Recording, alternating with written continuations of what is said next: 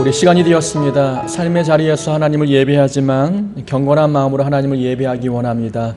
자리에 일어나셔서 예수리 왕이여 찬양함으로 주연절 후 두 번째 주일 예배 하나님 앞에 드리겠습니다.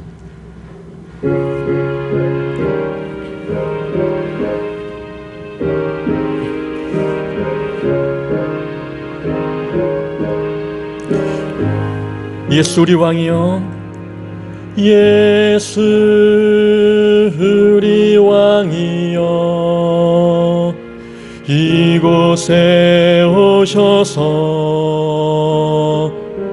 우리가 왕께 드리는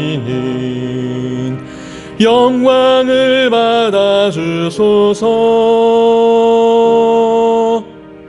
우리는 주님의 백성, 주님은 우리 왕이라. 왕이신 예수님 오셔서 좌정하사 다스리소서. 아멘. 오라 너희 모든 목마른 자들아 물로 나아오라. 돈 없는 자도 오라. 너희는 와서 사 먹되 돈 없이 값 없이 와서 포도주와 젖을 사라. 너희가 어찌하여 양식이 아닌 것을 위하여 은을 달아주며 배부르게 하지 못할 것을 위하여 수고하느냐. 내게 듣고 들을지어다. 그리하면 너희가 좋은 것을 먹을 것이며 너희 자신들이 기름진 것으로 즐거움을 얻으리라. 하나님은 영이시니 예배하는 자가 영과 진리로 예배할지니라. 아멘.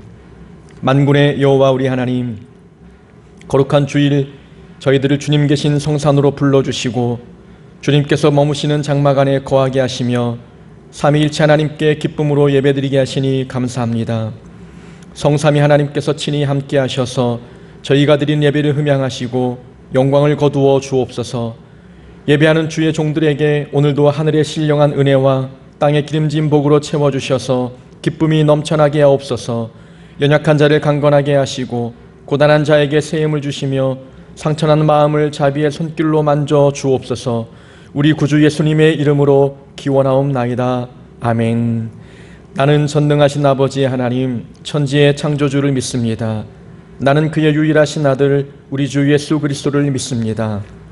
그는 성령으로 잉태되어 동정녀 마리아에게서 나시고 본디오 빌라도에게 고난을 받아 십자가에 못 박혀 죽으시고 장사된 지 사흘 만에 죽은 자 가운데서 다시 살아나셨으며 하늘에 오르시어 전능하신 아버지 하나님 우편에 앉아 계시다가 거기로부터 살아있는 자와 죽은 자를 심판으로 오십니다. 나는 성령을 믿으며 거룩한 공교회와 성도의 교제와 죄를 용서받는 것과 몸의 부활과 영생을 믿습니다. 아멘. 다 같이 자리에 앉으셔서 찬송가 216장 찬양합니다.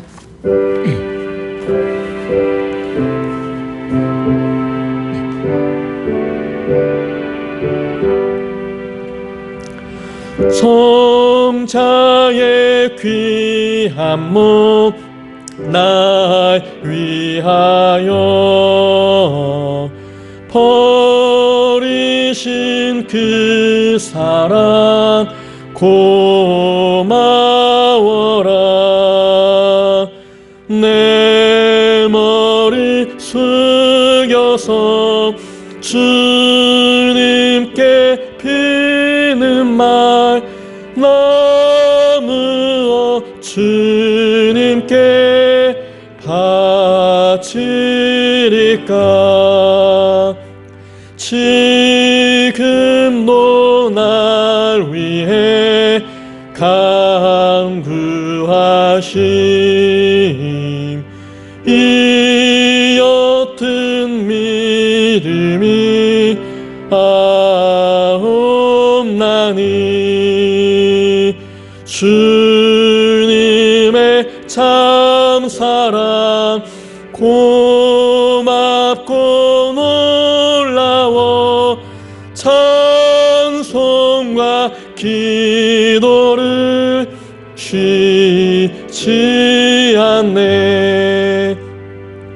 주님의 십자가 나 십자가도 지고 신실한 믿음과 마음으로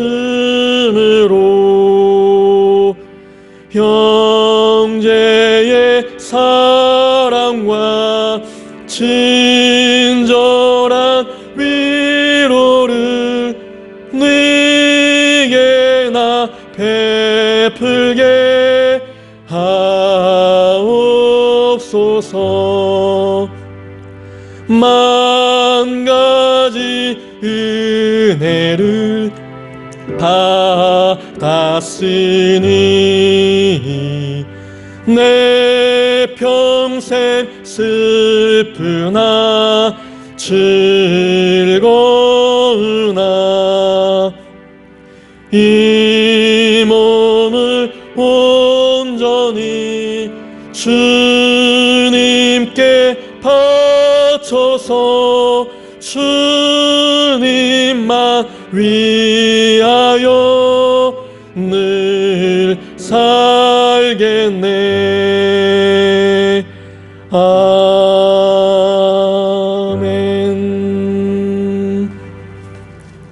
우리 시편 139편의 말씀을 가지고 교독하겠습니다. 여호와여, 주께서 나를 살펴보셨으므로 나를 아시나이다.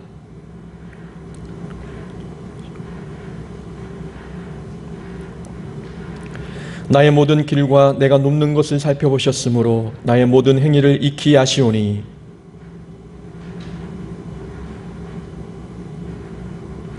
주께서 나의 앞뒤를 둘러싸시고 내게 안수하셨나이다. 주께서 내 내장을 지으시며 내가 주께 감사하옴은 나를 지으심이 심히 기묘하심이라. 내가 은밀한 데서 지음을 받고 땅의 깊은 곳에서 기이하게 지음을 받은 때에 내 형질이 이루어지기 전에 주의 눈이 보셨으며 나를 위하여 정한 날이 하루도 되기 전에 주의 책에 다 기록이 되었나이다. 아멘. 우리 이 시간 침묵으로 기도하며 지난 한 주간 지었던 죄를 하나님 앞에 회개하며 기도하겠습니다.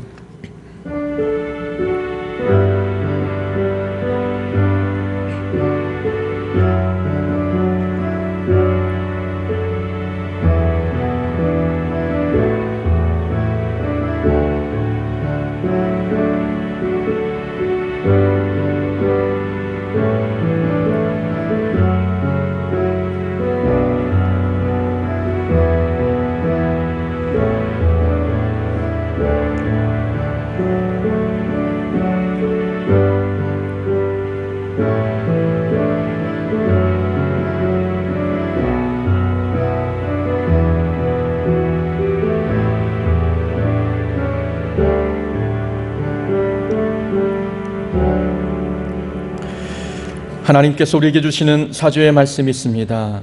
이에 여자에게 이르시되 내 죄사함을 받았느니라. 아멘. 이 말씀에 의하여 우리의 죄가 용서받았음을 확신합니다. 우리의 죄를 용서하신 하나님 앞에 찬송가 540장으로 영광 올려드리겠습니다. 찬송가 540장입니다.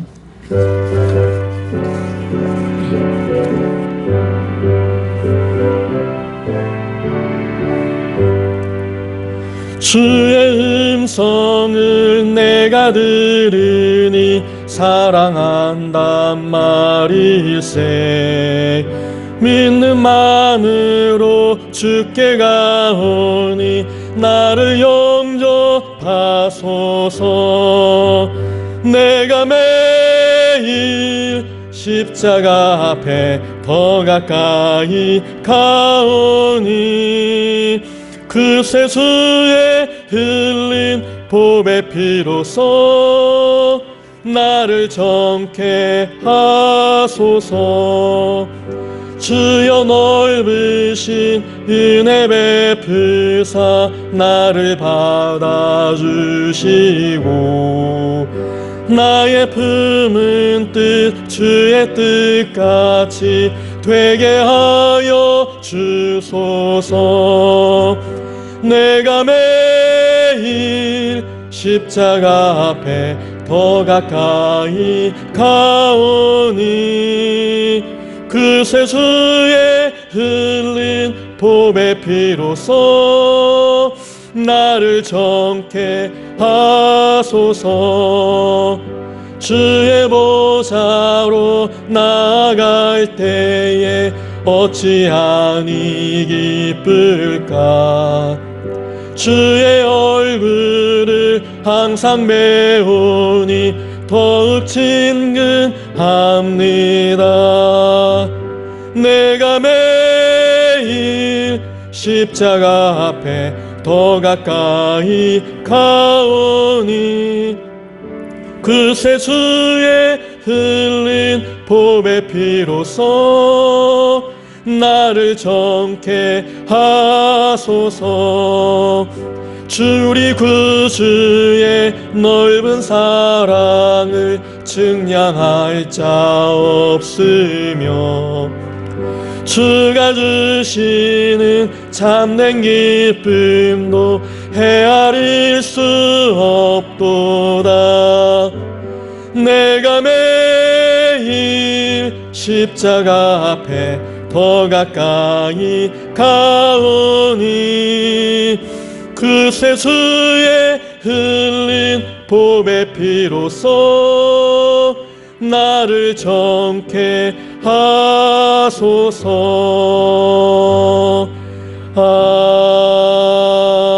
아멘. 우리 하나님 앞에 함께 기도하겠습니다. 공동 기도문을 보시고 우리 한 목소리로 함께 기도합니다. 가지가 무성한 나무보다 열매 맺는 나무를 원하시는 하나님 아버지, 오늘도 하나님의 말씀을 듣고 성령의 열매를 맺고자 주 앞에 나왔습니다. 우리 마음속에 있는 헛된 욕망과 염려, 고집과 아집을 걸러내 주셔서 우리 마음을 옥토와 같게 하여 주옵소서. 그래서 오늘 마음에 숨겨주신 말씀이 수십 배의 열매로 나타나 우리 인격이 변화되고 믿음이 성장하게 하여 주옵소서. 하나님, 우리의 신앙생활과 봉사가 마지못해서 억지로 하는 일이 되지 않게 하여 주옵소서. 하나님의 뜻을 따라 자원함으로 하게 하셔서 우리의 신앙생활에 열매가 있게 하시고 죽어가는 영혼을 살리는 일에 귀히 쓰임받게 하여 주옵소서. 하나님, 모든 성도님들이 코로나로 인해 힘들고 어려운 시간을 보내고 있습니다. 이럴 때일수록 근신하고 깨어있게 하여 주옵소서. 위기의 상황에 대적마귀가 우는 사자같이 두루다니며 삼킬 자를 찾는다는 것을 깨닫게 하여 주옵소서. 예배생활, 기도생활, 말씀생활을 게을리하지 않게 하셔서 세상의 유혹에 넘어지지 않게 하여 주옵소서. 하나님, 우리의 성품이 변화되게 하여 주옵소서. 성품이 곧 믿음이오니 신앙 지식을 많이 쌓기보다 성품을 변화시키기 위해 노력하는 자가 되게 하여 주옵소서. 우리에게 믿음이 있다면 그 믿음에 덕이 있게 하시고 덕의 지식이 지식의 절제가 절제의 인내와 경건과 형제의 우애와 사랑이 넘치는 자가 되게 하여 주옵소서. 우리 중에 인생의 풍랑을 만난 자들이 있다면 오늘 말씀을 통해 풍랑을 잠잠하게 하시는 예수님을 만나게 하셔서 평강을 경험하게 하여 주옵소서. 살아계신 예수님의 이름으로 기도합니다. 아멘. 하나님 말씀 함께 봉독하겠습니다. 하나님의 말씀은 구약성경 사무엘상 15장입니다. 사무엘상 15장 17절부터 23절까지의 말씀입니다. 사무엘상 15장 17절부터 23절까지 말씀입니다. 제가 봉독해 드리겠습니다. 사무엘이 이르되 왕이 스스로 작게 여길 그때에 이스라엘 지파의 머리가 되지 아니하셨나이까. 여호와께서 왕에게 기름을 부어 이스라엘 왕을 삼으시고 또 여호와께 왕을 길로 보내시며 이르시기를 가서 죄인 아말렉 사람을 진멸하되 다 없어지기까지 치라 하셨거늘 어찌하여 왕이 여호와의 목소리를 청종하지 아니하고 탈취하기에만 급하여 여호와께서 악하게 여기시는 일을 행하였나이까. 사울이 사무엘에게 이르되 나는 실로 여호와의 목소리를 청종하여 여호와께서 보내신 길로 가서 아말렉 왕 아각을 끌어왔고 아말렉 사람들을 진멸하였으나 다만 백성이 그 마땅히 멸할 것 중에서 가장 좋은 곳으로 길갈에서 당신의 하나님 여호와께 제사하려고 양과 소를 끌어왔나이다 하는지라. 사무엘이 이르되 여호와께서 번제와 다른 제사를 그의 목소리를 청종하는 것을 좋아하심같이 좋아하시겠나이까. 순종이 제사보다 낫고 듣는 것이 순양의 기름보다 나으니 이는 거역하는 것은 점치는 죄와 같고 완고한 것은 사신 우상에게 절하는 죄와 같음이라. 왕이 여호와의 말씀을 버렸으므로 여호와께서도 왕을 버려 왕이 되지 못하게 하셨나이다 하니. 아멘.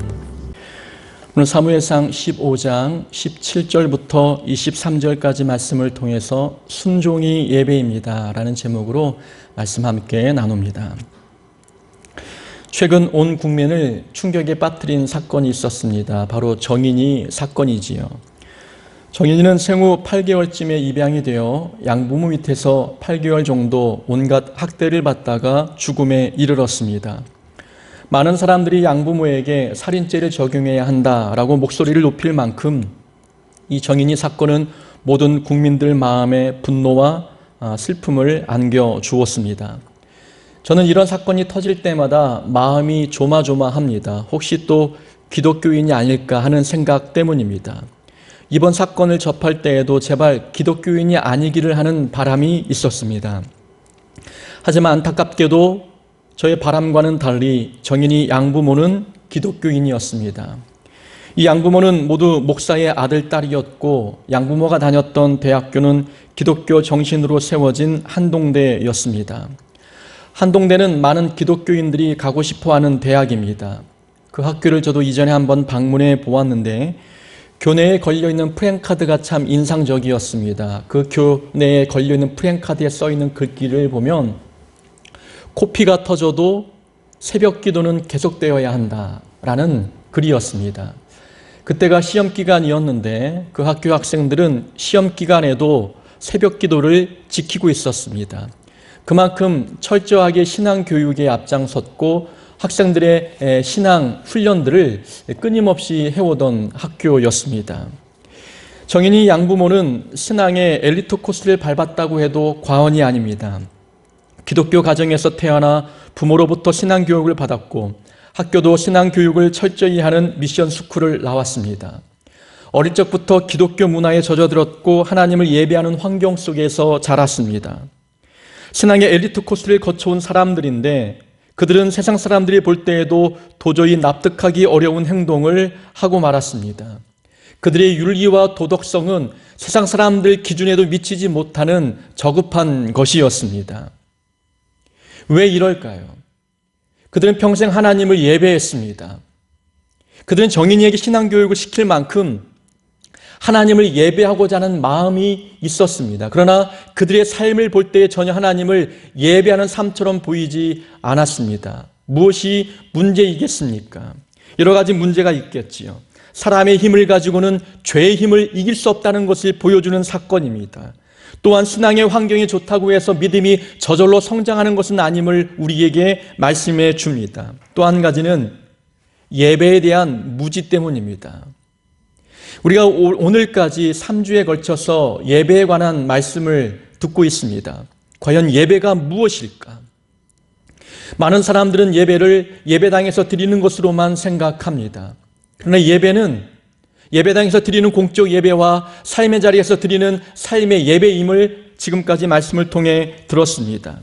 말씀에 대한, 예배에 대한 개념 부족이 삶의 변화를 이끌어내지 못하고 있습니다. 예배는 삶입니다. 삶이 곧 예배입니다. 정인이 양부모가 삶의 자리에서 하나님께 순종하며 삶의 예배를 드리는 자들이었다면 그들의 삶은 변화되었을 것입니다. 그러나 종교 예식에 참여하고 예배 형식에 참여하는 것만을 예배라고 생각하니 어릴 적부터 예배에 참여했어도 그들의 삶은 변하지 않았고 인격은 달라지지 않았습니다. 그들의 성품의 성령의 열매는 보이지 않았던 것이지요. 삶이 예배라는 인식이 부족하니 변화된 삶이 보이지 않았습니다. 정인이 양부모는 정인이에게 밥 먹기 전에 식사 기도를 하지 않으면 밥을 주지 않았다고 합니다. 사랑은 주지 않으면서 기도를 가르치고 있습니다. 그런 신앙 교육이 과연 자녀에게 통할까 하는 생각이 들지 않습니까? 어린 정인이는 부모로부터 하나님의 사랑을 느껴야 할 시기입니다. 기도하는 법을 배울 시기가 아니라 사랑을 받아야 될 시기라는 것이지요. 삶이 예배가 되려면 내가 받은 하나님의 사랑을 자녀에게 그리고 이웃에게 전달해야 합니다. 삶의 자리에서 하나님의 사랑이 나를 통하여 흘러가도록 해야 합니다. 사랑을 실천하는 것이 곧 하나님께 드리는 삶의 예배입니다. 사랑은 베풀지 아니하면서 기도하는 법을 가르친다. 그런 모습을 하나님이 과연 기뻐하실까라는 것이죠. 예배가 무엇인지 깨닫지 못하는 모습입니다. 삶의 예배가 무엇인지 알지 못하는 단적인 또 그리고 슬픈 사건입니다. 금요일 아침에 서울에 계신 한 집사님이 저에게 문자로 질문하셨습니다. 목사님, BTJ 열방센터를 어떻게 바라봐야 하나요? 라는 질문이었지요. BTJ 열방센터는 인터콥이라고 하는 선교단체가 운영하고 있습니다. 요즘 BTJ 열방센터에서 코로나 확진자가 많이 나왔지만 방역에 도움을 주지 않아 사회적 무리를 빚고 있습니다. 이 BTJ는 Back to Jerusalem이라는 영어 철자의 첫머리 글자입니다. BTJ, 그래서 Back to Jerusalem이라고 말하지요. 인터콥은 예루살렘으로 돌아가자는 구호를 외치며 저돌적으로 해외 선교를 하고 있는 단체입니다. 사도행전에 보면은 예루살렘 성전에서 복음이 출발합니다. 사도 바울을 통해서 그 복음의 불길이 서쪽으로 이동해 가지요.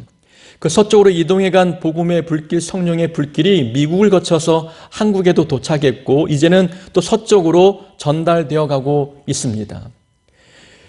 이 인터콥에서 주장하는 것은 그 성령의 불길이 서쪽으로 옮겨부터 다시 예루살렘까지 도착하면 그때 주님이 다시 오실 것이다라고 주장합니다. 주님이 빨리 오시기를 위해서 서쪽으로 가서 복음을 증거해야 된다라고 이야기합니다. 그래서 서쪽에 있는 중동 국가들, 미 전도 종족들에게 복음을 전하기 위해서 선교사를 파송하고 있습니다. 그들은 전국의 각 지부를 설치해 놓고 목회자, 평신도, 청소년을 대상으로 선교 교육을 합니다. 각 지부에서 12주 정도 교육을 실시한 뒤에 12주가 마치면 이제 1년에 한두 번 BTJ 열방센터에 모여서 선교 집회를 엽니다. 이번에도 그 선교 집회를 그 상주에 있는 BTJ 열방센터에서 모였던 거죠. 참여 인원이 한 2,800명 정도가 넘었다고 합니다. 1월 15일 기준으로 볼 때에 그 당시 227명이 코로나 확진이 되었고 그들이 각 지역으로 돌아가 N차 감염을 통하여 확진자 수를 늘렸다라고 매스컴이 보도하고 있습니다. 그런데 문제는 2,800명이 참여했지만 코로나 확진자 검사에 응하지 않은 사람들이 3분의 1에 해당이 된다고 합니다. 참여 명단도 밝히지 않아 방역에 비협조적인 모습을 보여서 사람들이 지탄을 받고 있지요. 그런 단체를 바라보면서 집사님이 궁금해하셨습니다. 선교 단체로 알고 있는데 그 단체를 어떤 시각으로 바라봐야 할지 몰랐던 것이죠. 혼동이 왔던 겁니다. 그 집사님께 장문의 문자로 답변을 드렸습니다.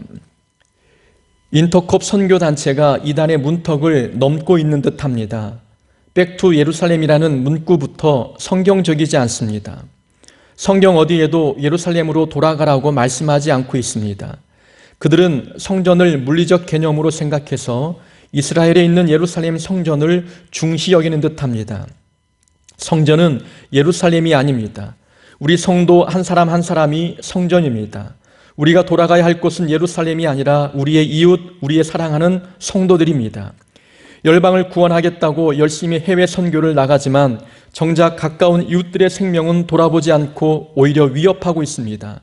그들이 말하는 선교는 도대체 어떤 선교인지 모르겠습니다. 가까운 이웃의 생명을 보호해주는 것이 선교가 아닐까 생각합니다. 방역에 도움을 주지 않고 있는 모습을 보니 이단과 다를 바 없는 집단처럼 보입니다.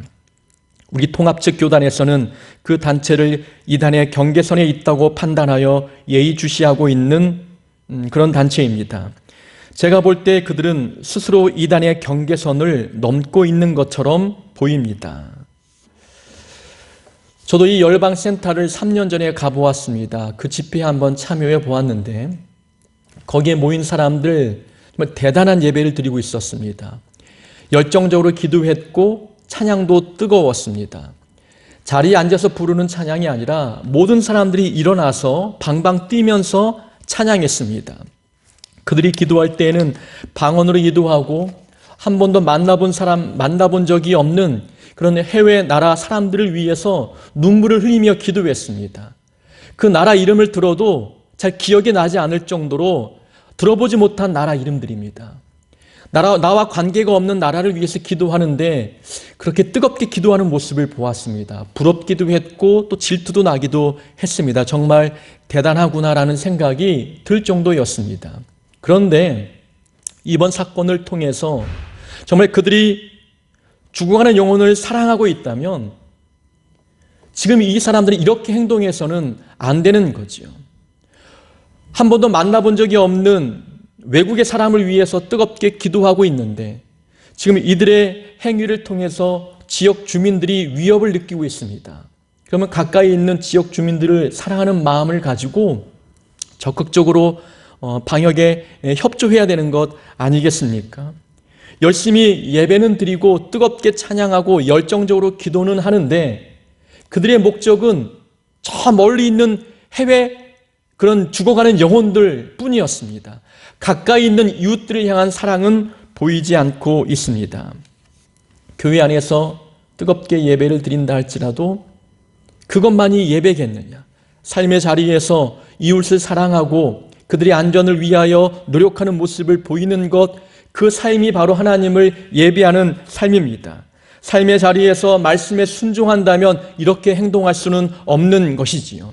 삶의 자리에서 하나님 앞에 순종하며 이웃을 사랑할 때 그 삶의 모습을 통하여 하나님이 영광 받으십니다. 그런 삶이 바로 하나님을 예배하는 삶입니다.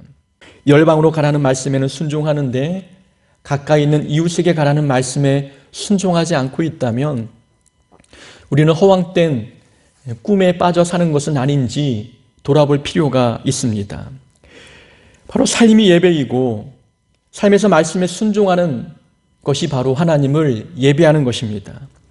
오늘 제목은 순종이 예배입니다 라는 제목입니다. 말씀에 순종하는 삶을 살아야 하는 것이 곧 예배라는 주제를 말씀하고 있지요.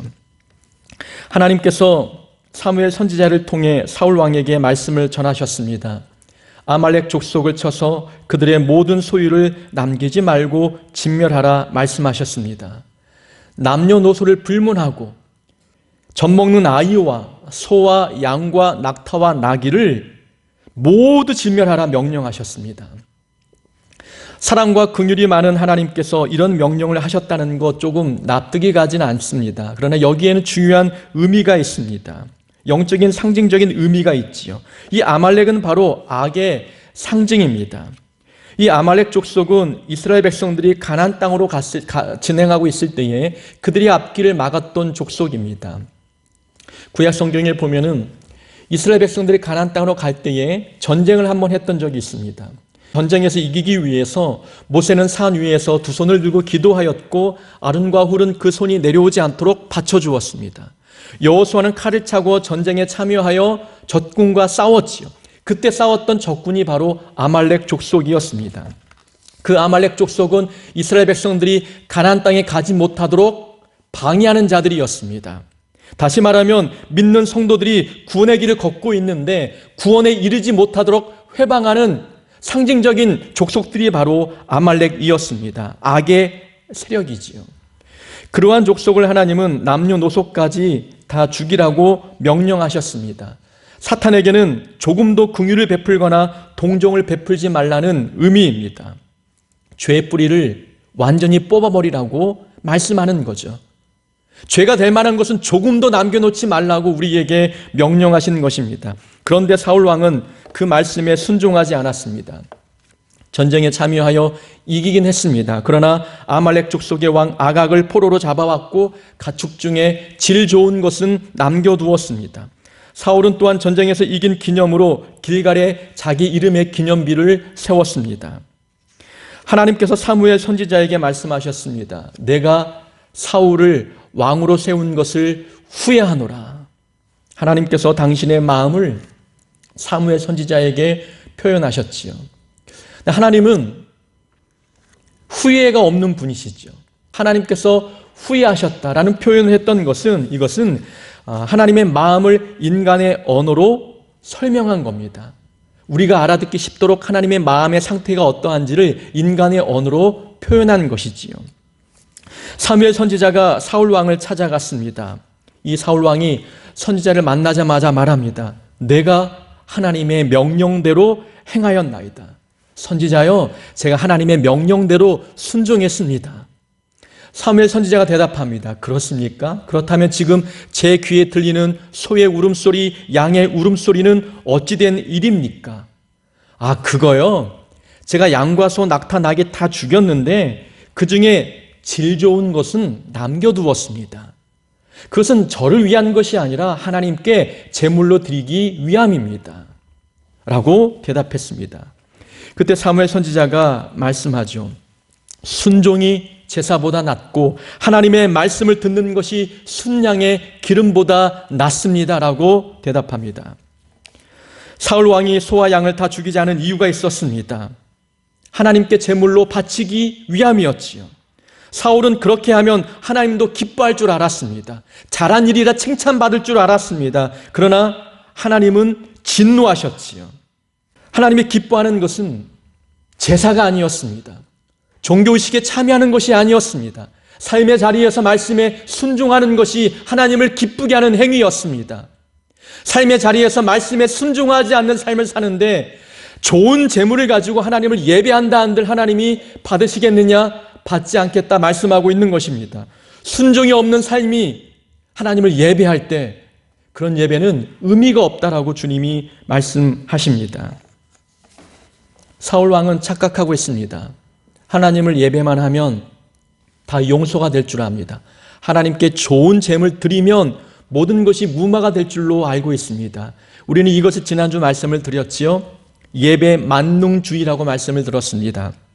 예배만 드리면 다 괜찮다라는 생각을 사울 왕이 갖고 있는 겁니다. 비록 본인이 삶의 자리에서 불순종하긴 했지만 예배를 위해서 그렇게 한 것이니 좋은 제물로 하나님을 예배하면 용납이 되고 자기의 잘못이 덮어질 줄 알고 있는 것입니다. 예배의식, 종교의식에 참여하면 모든 것이 다 용납이 될 것처럼 착각하고 있는 사울왕입니다. 예배 만능주의에 빠져 있는 거지요. 순종이 예배라는 것을 모르고 있습니다. 삶이 예배임을 깨닫지 못하고 있는 것이지요. 하나님 우리에게 원하시는 것은 순종하는 삶입니다. 삶의 자리에서 하나님의 말씀에 순종할 때 그 순종의 삶을 하나님은 예배로 받으십니다. 한번 여쭤보겠습니다. 여러분들은 지난 한 주간 하나님을 예배하셨습니까? 하나님을 예배하셨습니까? 하나님을 예배했느냐라고 묻는 이 질문 속에는 삶의 자리에서 말씀에 순종했는지를 묻고 있습니다. 우리는 지난 한 주간 삶의 자리에서 말씀에 순종하였습니까? 올 첫 주일 설교에서 영과 진리로 드리는 예배에 대하여 말씀을 드렸습니다. 영과 진리로 드리는 예배는 이웃과의 막힌 담을 허무는 것이다 라고 말씀을 드렸습니다. 유대인들이 사마리아인과 상종하지 않았을 때 예수님은 사마리아 땅에 들어가 수가성 여인과 대화하셨습니다. 이웃과의 막힌 담을 허무셨습니다. 이웃의 개념을 넓히셨습니다. 많은 사람들이 이웃이 아니라 여기는 존재들에게 다가가셔서 그들 품으시고 사랑하셨습니다. 그들을 구원의 길로 인도하셨습니다. 이웃과 막힌 높은 담을 허무시고 그들에게 친구가 되어주시는 이 예수님의 모습을 통하여 영과 진리로 드리는 예배는 이웃과의 막힌 담을 허무는 것임을 우리 설교를 통해서 들었습니다. 지난 한 주간 이웃과 막힌 담을 허무셨습니까? 이 말씀에 순종하셨습니까? 그렇다면 우리는 하나님을 예배한 것입니다. 지난 주일에는 우리 몸을 산 제물로 드리는 영적 예배에 대하여 말씀을 들었습니다. 우리의 몸을 산 제물로 드리기 위해서는 고통이 따르고 수고와 헌신이 따른다 말씀 들었습니다. 지난 한 주간 하나님의 이름 때문에 고통을 당하고 수고하고 헌신하였습니까? 믿음을 지키기 위해서 수고하고 고통을 감내하셨습니까? 주님의 몸된 교회를 섬기기 위해서 우리는 봉사하고 수고하고 고통을 감내하셨습니까? 그렇다면 우리는 하나님을 예배한 것입니다. 예배는 이 자리에 나와 드리는 예배뿐만이 아니라 삶의 자리에서 말씀에 순종하는 것이 하나님을 예배하는 겁니다. 삶의 자리에서 주어진 말씀을 듣고 순종했다면 우리는 하나님을 예배하는 삶을 산 것입니다. 일반인들을 대상으로 설문조사를 했습니다. 코로나 시대에 각 종교의 이미지가 어떻게 달라졌는지를 묻는 그런 조사였지요. 대상은 개신교, 불교, 카톨릭이었습니다. 사람들이 답변하기를 개신교는 63.3%가 더 나빠졌다. 코로나 시대에 더 나빠진 이 개신교의 비율이 63.3%였습니다. 불교는 5.3% 더 나빠졌다. 카톨릭은 8.1% 나빠졌다라고 대답했습니다. 불교와 카톨릭에 비해서 우리 개신교가 터무니없이 높게 나왔습니다. 거의 많은 사람들이 63.3%가 개신교에 대해서 좋지 않은 이미지를 갖고 있다는 것입니다. 우리가 이 나라의 위기 상황 속에서 교회다운 모습을 보여주지 않았기 때문 아니겠습니까? 세상 사람들은 이웃의 생명을 보호하지 못하는 교회가 어찌 영혼을 살리겠느냐라고 질문하고 있습니다. 교회가 더 이상 안전한 곳이 아닌데, 이웃의 안전을 보장해주지 않는 곳인데 어찌 거기에 하나님의 사랑이 있고 용서가 있고 구원이 있겠느냐라고 생각합니다. 이건 교회의 문제가 아니라 우리의 문제입니다. 믿는 성도들의 문제입니다. 삶의 자리에서 하나님을 예배하지 않기 때문에 그렇습니다. 예배당에서는 뜨겁게 찬양하고 열정적으로 기도하지만 삶의 자리에서 말씀에 순종이 보이지 않습니다. 우리가 말씀에 순종한다면 우리가 믿음의 통로가 되어 또 사랑의 통로가 되어 축복의 통로가 되어 이웃에게 사랑과 축복을 건네주는 자가 되지 않겠습니까? 삶에서 순종이 없기 때문에 하나님이 비판받고 교회가 손가락질 당합니다. 삶의 예배가 없기 때문입니다. 삶의 자리에서 순종이 없기 때문에 그렇습니다. 우리는 기억해야 합니다. 순종이 예배입니다. 삶의 예배를 이야기할 때 말씀에 순종하는 삶을 사는 것이 곧 하나님을 예배하는 삶입니다. 사울 왕은 순종에 대하여 실패했습니다. 순종에 대한 예배를 실패하고 말았습니다. 이유가 무엇이겠습니까? 사울 왕이 순종에 실패했던 이유를 우리가 본문을 통해서 한 세 가지 살펴봅니다. 첫 번째는 사람의 입을 통해 전달되는 하나님의 말씀을 가볍게 여겼습니다. 하나님은 사울 왕에게 말씀을 전달함에 있어서 사무엘 선지자를 통해서 전달하였습니다. 사무엘 선지자를 통하여 아말렉과 싸울 때에 모든 것을 진멸하라 라고 말씀을 증거했지요. 그런데 이 사울 왕은 하나님의 말씀을 들었지만 그 말씀을 가벼이 여겼습니다. 아마 우리가 추측하건대 사람의 입을 통해서 듣는 말은 우리가 그렇게 무겁게 듣지 않는 것 같습니다. 사람이기 때문에 실수할 수 있겠다라는 생각이 있어서 그런지는 모르겠지만 하나님께서 사람의 입을 통해서 전달하는 그 말씀을 가벼이 여길 때가 있습니다. 하나님은 당신의 말씀을 증거하고 당신의 말씀을 전할 때에 사람의 입을 빌릴 때가 있습니다. 설교자를 통하여 말씀을 전하시고 교회 리더를 통하여 하나님의 뜻을 전달합니다. 자녀에게는 부모를 통해서 말씀하시고 또 어린 영혼들에게는 성경 교사를 통하여 하나님 말씀을 전하십니다. 비록 사람의 입을 통하여 전달되어지는 말씀이지만 그 말씀을 하나님의 말씀으로 듣지 아니하면 순종에 실패합니다. 우리는 직통예시를 통해서 하나님의 음성을 직접 들으면 하나님을 경외하죠. 두려움에 휩싸입니다. 놀라워합니다. 그 말씀을 신비롭게 들어서 그 말씀에는 순종하려고 합니다. 그러나 혀가 뻣뻣하고 입술이 우둔한 자의 그 말을 통하여 하나님 말씀을 증거할 때 사람들은 가벼이 듣습니다. 사울 왕도 그런 마음을 갖고 있었습니다. 사무엘 선지자가 모든 아말렉 족속을 진멸하라 했지만 그분은 교회 안에서만 일하다 보니까 세상 물정을 잘 모르는 것 같아. 아니 그 좋은 재물이 될 만한 가축들을 왜 다 죽여? 질 좋은 재물을 남겨두어서 하나님께 예배할 때 드리면 좀 좋겠어라는 생각을 갖고 있죠. 그렇게 하는 것이 더 합리적이고 효율적이라고 생각했습니다. 이 부분에 관해서는 선지자보다 내가 좀 더 나은 것 같아라는 생각을 갖고 있는 거죠.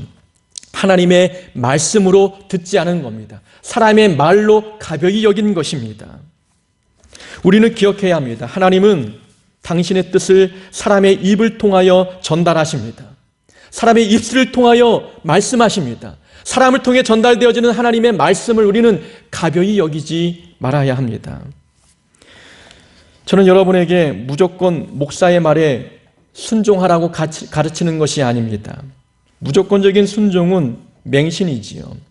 그러나 적어도 목사가 전하는, 목사가 권면하는 말이 죄를 권장하는 말이 아니고 또한 성경에서 벗어난 가르침이 아니라면 순종해야 합니다. 교회에는 리더들이 있습니다. 또 당회라는 조직이 있지요. 교회의 중요한 상황을 결정할 때 충동적으로 하지 않습니다. 기도하고 많이 고민하고 또 의견을 취합하여 서로 토론하면서 결정합니다. 그렇게 결정된 것은 우리가 사람의 결정으로 받지 말아야 합니다. 하나님께서 주신 것으로 받아들일 때에 거기에 순종이 따라오는 것입니다. 사람의 말로 들으면 순종이 약화될 수 있는 것입니다. 개척교회 때 한 가정이 떠났습니다. 그분과 우리 사이에 여러 오해가 있었지만 기억에 남는 사건이 하나 있었습니다. 제가 그분께 교회 개척을 하면서 두 가지 사역을 부탁했습니다. 하나는 예배 시간에 제가 찬양할 때 마이크를 잡고 함께 찬양해 줄 것을 부탁했습니다. 제가 20년 넘게 찬양 인도를 하다 보니까 성대가 조금 낡았습니다. 그래서 컨디션이 좋지 않으면 성대에 무리가 오게 되고 목소리가 잘 나오지 않습니다. 지금도 찬양 부를 때에 음이 떨어지기도 하고 호흡이 좀 달리기도 합니다. 그래서 함께 찬양을 불러주면 굉장히 도움이 되겠다 부탁했습니다. 또 그분은 찬양의 은사가 있는 분이었고 제가 부목사로 있던 교회에서 저와 함께 찬양 사역을 했던 분입니다. 그러니 충분히 함께 찬양하자고 할 때 순종할 줄 알았습니다. 그런데 너무 좀 거부하시는 겁니다. 혼자서 앞에 서서 찬양을 인도하는 것이 부담이 되나 싶어서 회중석에 앉아서 함께 찬양해 줄 것을 말씀드렸습니다. 근데 그것도 하기 싫어하는 겁니다. 두 번째 부탁드린 것은 교인들이 함께 들어있는 단톡방 안에서 제가 글을 올리거나 말씀을 올리면 거기에 댓글을 달아달라고, 답변을 해달라고 부탁드렸습니다. 그래야 단톡방 분위기가 좋아지고 그 안에서 성도의 교제가 활발히 이루어질 수 있기 때문에 그런 부탁을 드렸죠. 이 두 가지 부탁을 거절하시는 겁니다. 또 개인적 친분이 있기 때문에 또 관건적으로 권면을 드렸는데 그게 부담이 되고 기분이 나쁘셨는지 교회를 떠나셨습니다. 제가 그분께 전화를 드려서 물었습니다. 그래도 제가 교회의 목사이고 부족하지만 그래도 제 나름대로 옳다 판단이 되어서 그 부탁을 드렸는데 그래도 부족한 목사의 말을 좀 듣고 순종해 주시면 좋지 않았겠습니까? 라고 물었습니다. 그분의 대답은 이랬습니다. 저는 누구의 말도 듣지 않습니다. 오직 하나님 말씀만 듣습니다. 오직 하나님 말씀만 순종합니다. 라고 대답하는 겁니다. 여러분들은 이 대답을 어떻게 생각하십니까? 맞는 말 같지만 여러분 이것은 교만입니다. 하나님은 사람을 통해서 말씀을 권면할 때가 있습니다. 사람의 입을 통해서 하나님의 뜻을 전달할 때가 있다는 거죠. 제가 부탁드린 것이 개인의 욕심을 채우기 위한 것이 아니었습니다. 교회를 위한 것이었고 성도를 위한 것이었습니다. 그렇다면 합리적으로 볼 때에 이것이 교회를 위한 것이며 성도를 위한 것이고 또 더 넓게는 하나님의 교회를 위한 것이었다면 당연히 거기에 순종이 따라와야 합니다. 사람의 말로 듣기 때문에 순종이 부족한 것입니다. 나는 다른 사람의 말은 듣지 않고 오직 하나님의 말씀만 듣겠다. 어찌 그럴 수 있겠습니까? 하나님께서 하나님의 말씀을 누굴 통해서 전달합니까? 하나님은 사람을 통하여 말씀을 전달합니다. 사람의 입을 통해서 들려지는 하나님의 말씀을 우리가 경홀히 여길 때, 가벼이 여길 때 순종이 따라오지 않습니다. 우리는 구역이 나누어져 있습니다. 거기엔 권찰이 있고 구역장이 있고 인도자가 있습니다. 우리 구역 식구들은 구역장님에게 또 인도자의 말에 순종할 줄 알아야 합니다. 그분들의 가르침이 말씀에서 벗어나지 않은 것이라면, 이단적인 요소가 없다면, 교회를 위한 것이라면, 내 영혼의 유익을 위한 것이라면 당연히 순종해야 합니다. 하나님은 그분들의 입술을 통해서 하나님의 말씀을 전하기 때문에 그렇습니다. 사람의 입을 통하여 전달되어지는 하나님의 말씀을 가볍게 여길 때 순종이 무너지는 것입니다.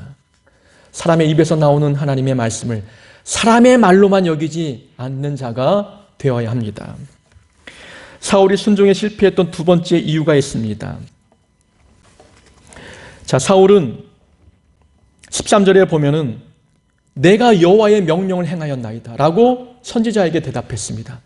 저 하나님 말씀대로 했습니다 라는 뜻이지요.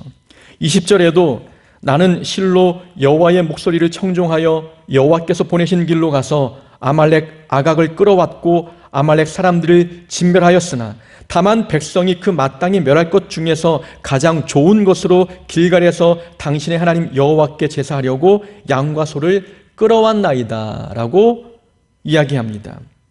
사울의 이야기의 핵심은 저는 하나님이 하신 말씀대로 순종했습니다 라는 겁니다. 저 말씀하신 대로 아말렉 족속 다 죽였습니다. 그러나 아각 왕만 붙잡아 왔습니다. 모든 가축을 진멸했습니다. 그러나 질 좋은 가축만 제물로 드리기 위해서 가지고 왔습니다. 저 말씀하신 대로 순종했습니다 라고 말하는 거죠. 우리가 볼 때 사울 왕 정말 순종했습니까? 우리는 결과를 알고 있기 때문에 사울 왕은 순종한 것이 아니었습니다. 그런데 사울 왕은 왜 본인이 순종했다고 이야기합니까? 순종의 기준이 달랐기 때문입니다. 사울이 말하는 순종은 적당한 순종이었습니다. 하나님이 10가지를 말씀하시면 9가지는 지켰으니까 그것은 순종이다라고 생각한 겁니다. 그러나 하나님의 기준은 다르지요. 10가지를 말씀하셨다면 10가지 다 순종할 때 비로소 그것이 순종입니다. 사울 왕은 적당한 순종을 순종으로 여겼습니다. 부분적인 순종을 순종으로 여겼습니다. 하나님이 볼 때는 그것은 불순종입니다. 하나님은 100%의 순종을 원하십니다. 10가지를 말씀하셨다면 10가지 다 지키는 것이 순종입니다. 10가지 중에 하나가 부족하다면 그것은 하나님 볼 때의 불순종입니다. 사울 왕은 순종의 기준이 달랐습니다. 자기만의 기준을 가지고 있었습니다. 자기만의 순종의 기준을 가지고 자기의 삶을 살고 있었습니다. 이 정도면 순종 아닙니까? 라고 생각합니다. 적당한 순종을 순종이라고 이야기하죠. 우리는 적당한 순종을 경계해야 합니다. 부분적인 순종은 불순종이라는 생각을 가지고 살아야 합니다. 우리는 정말 하나님 앞에 순도 높은 순종을 보여야 합니다. 하나님께서 우리에게 원하시는 순종도 순도 높은 100%의 순종입니다. 우리가 지금까지 살아왔던 신앙생활을 돌아볼 때에 순종했던 일도 있고 순종하지 못한 일도 있었습니다. 그러면 우리의 삶은 순종하는 삶입니까? 안타깝게도 하나님은 100%의 순종만 순종으로 여기십니다. 이것이 우리 입장에서는 공평하지 않은 것처럼 보일 때가 있지요. 저 사람은 10개 중에 5개 순종했고 나는 10개 중에 9개 순종했다. 그럼 내가 저 사람보다 더 나은 순종 아닙니까? 이야기하지만 그건 우리 생각이라는 겁니다. 내 생각인 거예요. 하나님의 기준에서 볼 때에 10개 중에 10개를 채우지 않았다면 그것은 불순종입니다. 죽을 만큼 순종하라라는 책이 있습니다. 이 책에서는 순종은 행위로서 보이는 믿음의 시작이다라고 말하고 있습니다. 순종이 있을 때에 비로소 믿음의 시작임을 이야기합니다. 순종이 보이지 않으면 믿음이 출발도 하지 않는 겁니다. 믿음이 없다는 겁니다. 여기서 말하는 순종, 어디까지 순종해야 되느냐? 죽을 만큼 순종하라는 겁니다. 순도 높은 순종을 이야기하고 있는 겁니다. 100%의 순종을 우리에게 요구하고 있습니다. 하나님이 인정하시는 순종은 100%의 순종이기 때문에 그렇습니다. 적당한 순종은 순종이 아닙니다. 순종하려는 자는 어떤 경우에서도 방법을 찾습니다. 순종할 방법을 찾습니다. 하지만 불순종하는 자는 어떤 경우에도 핑계를 찾습니다. 하지 않을 핑계를 찾는 거죠. 우리는 자기 기준에 대한 순종을 버려야 합니다. 내가 갖고 있는 순종의 기준을 내려놓아야 합니다. 하나님의 순종의 기준은 순도 높은 100%의 순종입니다. 사울 왕이 불순종했던 것은 순종의 기준이 달랐기 때문에 그렇습니다. 적당한 순종을 순종으로 보았기 때문에 하나님 보실 때에 불순종했던 것입니다. 사울 왕이 또 순종에 실패했던 이유 세 번째는 불순종의 죄를 가볍게 여겼기 때문입니다. 불순종의 죄를 가볍게 여겼지요. 23절 보면 거역하는 것은 점치는 죄와 같고 완고한 것은 사신 우상에게 절하는 죄와 같다라고 말씀합니다. 하나님은 불순종의 죄를 점치는 죄와 같다 말씀하셨고 우상 숭배의 죄와 동일하다 말씀하셨습니다. 하나님께서 제일 싫어하시는 죄가 우상 숭배입니다. 점치는 겁니다. 무당을 찾아가 점치는 것 하나님이 싫어하십니다. 그런데 불순종을 우상 숭배의 죄와 똑같은 죄로 여기고 있습니다. 그만큼 불순종의 죄를 하나님은 가볍게 여기지 않고 있는 겁니다. 하나님은 이 사울 왕의 불순종을 통해서 그를 왕의 자리에서 내려오게 하십니다. 더 이상 왕으로 인정하지 않습니다. 사람의 눈으로 볼 때 고작 이것 때문에 하나님이 저렇게 분노하실까? 아니 이게 뭐라고? 하나님께 제물 드리기 위해서 질 좋은 가축을 남겨두었는데 이것이 어찌 하나님 볼 때 죄악이 될 수 있느냐라고 생각할 수도 있습니다. 그냥 이 정도면 애교로 넘어갈 수 있지 않느냐라고 생각할 수 있겠지만 그렇게 생각하는 자체가 불순종의 죄를 가볍게 여기고 있는 것입니다. 불순종은 우상 숭배와 동일한 죄입니다. 우리는 불순종의 죄의 값을 가볍게 여기지 말아야 합니다. 불순종의 결과를 가볍게 여길 때에 우리는 삶의 자리에서 반복적으로 불순종하게 됩니다. 불순종의 뿌리는 거역과 완고함입니다. 그러나 우상 숭배의 뿌리도 거역과 완고함이지요. 우리가 삶의 자리에서 자기 고집을 가지고 자기 생각을 붙들고 있을 때에 주어진 말씀에 순종하지 않습니다. 거역하지요. 완고하기 때문에 그렇습니다. 우상 숭배도 하나님 말씀을 거역하는 겁니다. 하나님을 거역하는 거죠. 그런 거역과 완고함 때문에 우상을 숭배합니다. 우상 숭배의 뿌리와 불순종의 뿌리가 같다는 것은 이것은 불순종과 우상 숭배는 동일한 것임을 말씀하고 있는 것입니다. 우리가 삶의 자리에서 하나님께 불순종할 때가 있습니다. 그 내면을 들여다보면 우리 마음에 우리가 알지 못하는 우상이 있기 때문에 그렇습니다. 우리가 돈을 우상 삼으면 하나님 말씀에 순종하기 어렵습니다. 또 우리가 내 명예와 권력을 우상 삼으면 하나님 말씀 겸손하라, 섬기라, 헌신하라 이런 말씀에 순종하기 어렵습니다. 자녀를 우상 삼으면 또 말씀에 순종하기 어려운 것이지요. 자기의 자존심, 성공을 우상 삼기 시작할 때에 말씀에 순종하기 어려워지는 것입니다. 불순종 내면 속에는 우리가 알지 못하는, 깨닫지 못한 우상 숭배가 자리 잡고 있다는 것을 기억해야 합니다. 불순종의 죄를 결코 가볍게 여기지 말아야 합니다. 하나님께서 우리에게 말씀하시면 그 말씀에 순종하려고 노력하는 그런 모습이 있어야 합니다. 불순종의 죄를 가볍게 여길 때에 순종에 실패하게 된다는 것 우리는 기억해야 합니다. 사울 왕은 아말렉과 싸워 이겼습니다. 전쟁에서 승리했지만 그는 하나님 앞에 패배자였습니다. 눈으로 보이는 외부의 적과 싸워 이기긴 하였지만 내부의 적과 싸워서 실패했습니다. 패배하고 말았습니다. 자기 안에 있는 어떤 이기심 또 어떤 교만 그런 것과 싸워 실패했습니다. 하나님 말씀에 순종해야 되는데 그 순종에 실패했던 것이지요. 자기의 생각을 붙들었고 자기의 계획을 더 내세웠고 자기의 자아와 고집과 욕심을 이기지 못했습니다. 내면의 적과 싸워 이기지 못했기 때문에 하나님 말씀에 불순종했습니다. 눈에 보이는 아말렉과 싸워 이겨 큰 업적을 남긴 것 같지만 하나님 볼 때 그는 패배자였습니다. 우리가 우리 안에 있는 내부의 적과 이기지 못하면 순종에 실패합니다. 우리 겉으로 볼 때 교회 안에서 하나님 나라를 위하여 큰 업적을 남겼다 할지라도 불순종하면 그것은 패배자입니다. 우리는 하나님 앞에 순종하는 삶을 살아야 합니다. 그런 순종이 바로 하나님을 예배하는 삶이기 때문에 그렇습니다. 우리는 사람의 입을 통해 전해지는 말씀을 가벼이 여기지 말아야 합니다. 부분적인 순종에 만족하지 말아야 합니다. 적당한 순종은 순종이 아닙니다. 불순종의 죄를 가볍게 여기지 말아야 합니다. 우리가 순종하는 삶을 살 때 하나님은 우리가 드리는 예배를 기쁘게 받으십니다. 순종할 때 하나님의 뜻이 이 땅에 이루어집니다.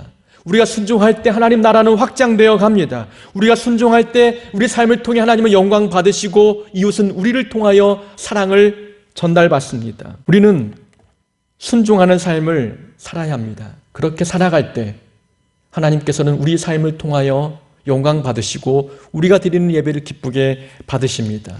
바라건대 공서북교회 모든 성도님들은 삶의 자리에서 말씀에 순종함으로 말미암아 하나님이 기뻐 받으시는 예배의 삶을 살아가는 자가 되기를 주의 이름으로 축원합니다. 기도하겠습니다. 하나님 아버지 감사합니다. 우리가 말씀을 들은 것처럼 순종이 예배임을 기억하게 하여 주옵소서.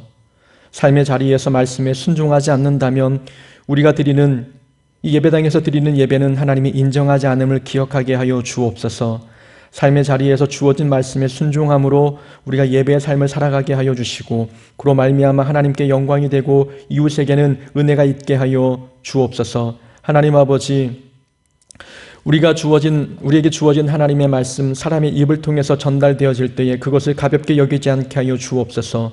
부분적인 순종에 만족하지 않게 하여 주시고 불순종의 죄를 가볍게 여기지 않는 자가 되게 하여 주옵소서. 우리 모든 성도님들 순종하는 삶을 삶으로 하나님 앞에 예배의 성공자로 남는 자 되게 은혜 베풀어 주옵소서. 예수님의 이름으로 기도하옵나이다.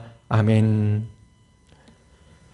우리 하나님 앞에 찬양, 주님 말씀하시면 찬양 부름으로 준비한 예물 하나님 앞에 봉헌하겠습니다. 우리 가사도 생각하면서 함께 찬양합시다. 내가 주님 말씀에 순종하며 가겠습니다. 고백하며 찬양합시다. 주님 말씀하시면, 주님 말씀하시면 내가 나아가리다. 주님 말이 아니면 내가 멈춰서리다. 나의 가고 서는 것 주님 뜻에 있으니 오 주님 나를 이끄소서. 주님 말씀하시면, 주님 말씀하시면 내가 나아가리다. 주님 뜻이 아니면 내가 멈춰서리다. 나의 가고 서는 것 주님 뜻에 있으니 오 주님 나를 이끄소서. 뜻하신 그곳에 나 있기 원합니다. 이끄시는 대로 순종하며 살리니 연약한 내 영혼 통하여 일하소서. 주님 나라와 그 뜻을 위하여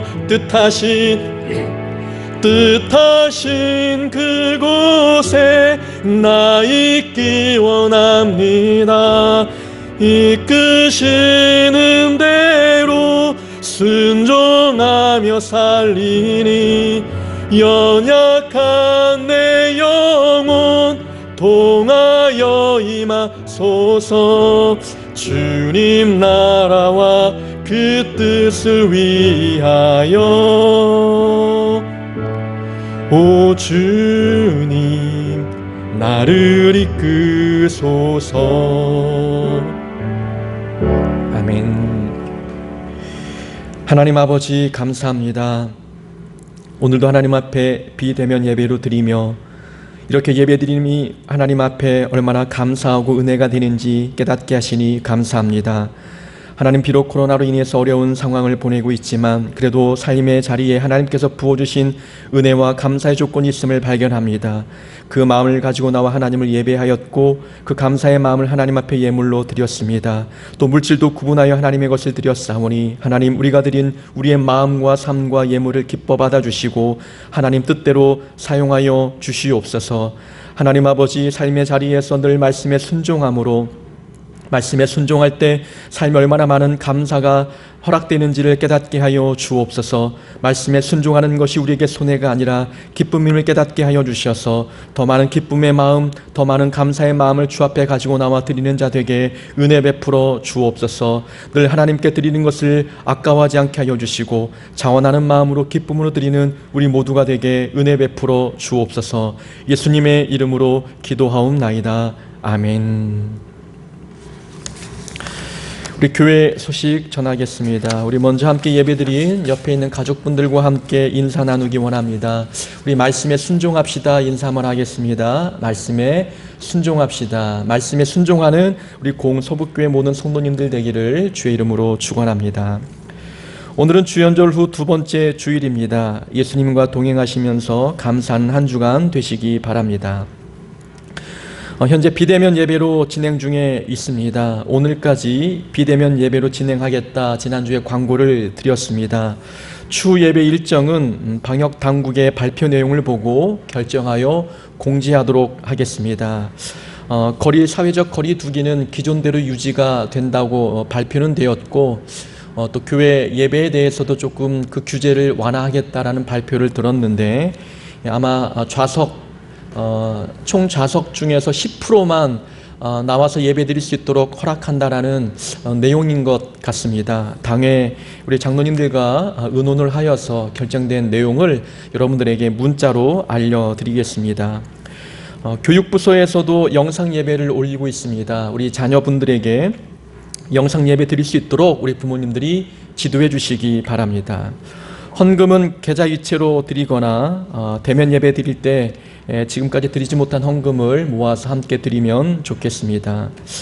2월 구정 연휴를 마치고 난 뒤에 신년 대신방을 실시하도록 하겠습니다.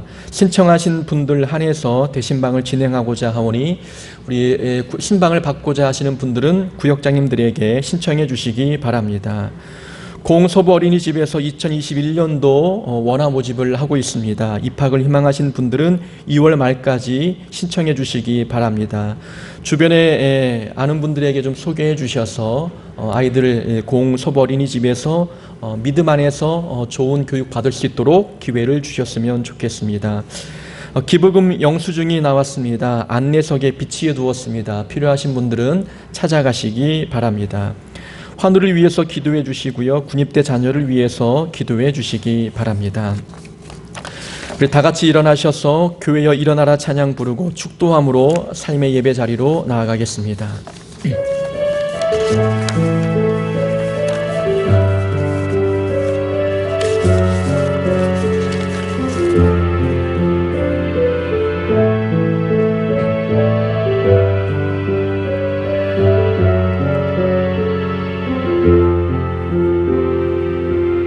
교회여 일어나라. 교회여 일어나라. 주께서 부르시니 두려움과 실패 내려놓고 교회여 일어나라. 교회여 일어나라. 주께서 보내시니 우리를 부르신 삶의 자리에서 교회여 일어나라. 우린 세상의 빛 하나님의 편지 주의 교회를 통해 세상이 주를 보리라. 일어나라. 아버지 사랑으로 아버지 능력으로 서로 하나 되어 그 빛을 비추라. 노래하라 아버지의 사랑을, 아버지의 크심을 이 삶의 노래로 주님을 나타내라. 일어나라.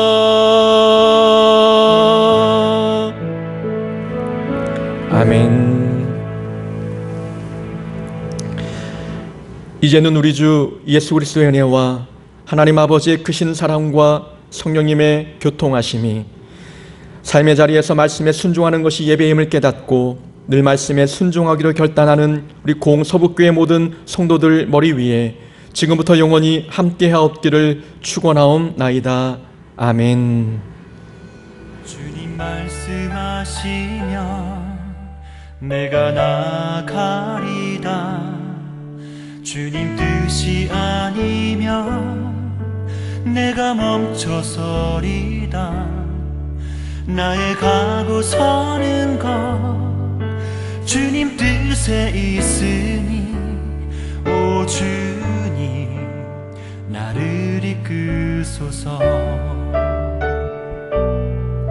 주님 말씀하시면 내가 나가리다. 주님 뜻이 아니면 내가 멈춰서리다. 나의 가고 서는 것 주님 뜻에 있으니 오 주님 나를 이끄소서. 뜻하시